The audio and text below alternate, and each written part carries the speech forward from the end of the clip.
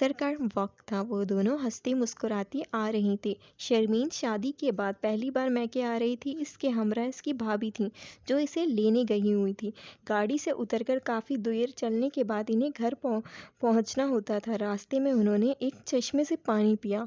कुछ देर बैठकर ढेरों बातें की। शर्मीन और उसकी भाभी की गहरी दोस्ती थी। वो नंद और भाभी की तरह नहीं बल्कि बहनों की तरह रहती थी। काफ़ी देर बैठने के बाद जब वो चलने लगी तो इनकी नज़रों के सामने घास पर बैठे एक खूबसूरत बच्चे पर पड़ी जो घास से खेलते हुए हंस रहा था। शर्मीन को वो बच्चा इतना अच्छा लगा कि वो उसे उठाने लगी। तभी उसकी भाभी ने कहा, नहीं शर्मीन, इस बच्चे को नहीं उठाना। ऐसे ही किसी का बच्चा नहीं उठाते, अच्छी बात नहीं है। कोई देखेगा तो डांट देगा। शर्मीन ने अपनी भाभी की एक बात नहीं मानी और उस बच्चे को उठा लिया। बच्चे के उठाने की देर थी कि बच्चा गायब हो जाता है और उसकी जगह ढेर सारा पानी उसके हाथ में आ जाता है, वो भी बहुत गंदा बदबूदार पानी। जब इन दोनों ने ये मंजर देखा तो ये दोनों डर गईं और इन दोनों ने भागना शुरू कर दिया। शर्मीन की भाभी ने शर्मीन से कहा कि पीछे मुड़कर नहीं देखना।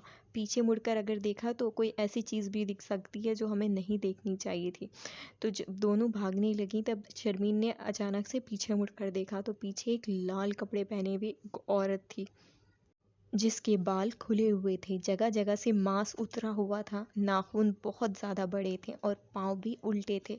शर्मीन ने जैसे ही उसे देखा तो वो समझ गई कि ये कोई इंसान नहीं बल्कि चुड़ैल है।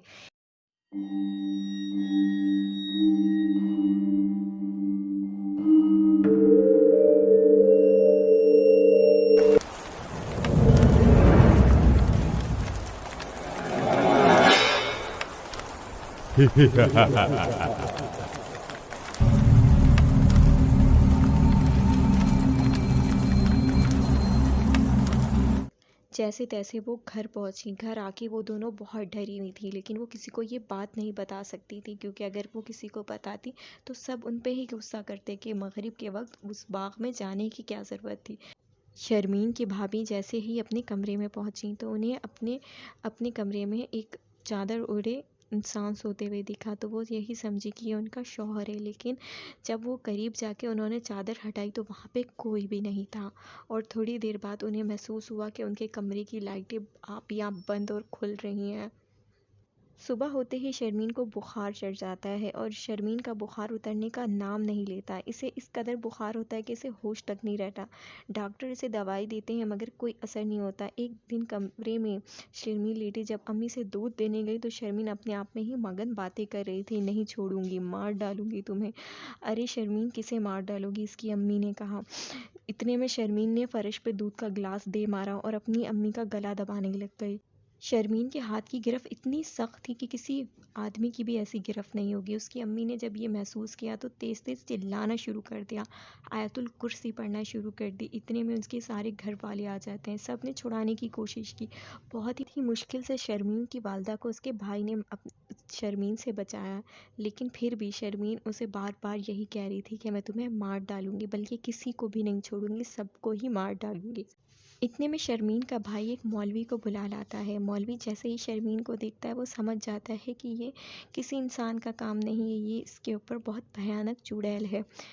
तो जब वो दम किया हुआ पानी की छींटे शर्मीन के मुंह पे मारता है तो शर्मीन की आंखें लाल हो जाती हैं और उसके ऊपर जो भयानक चुड़ैल होती है वो सामने ज़ाहिर हो जाती है।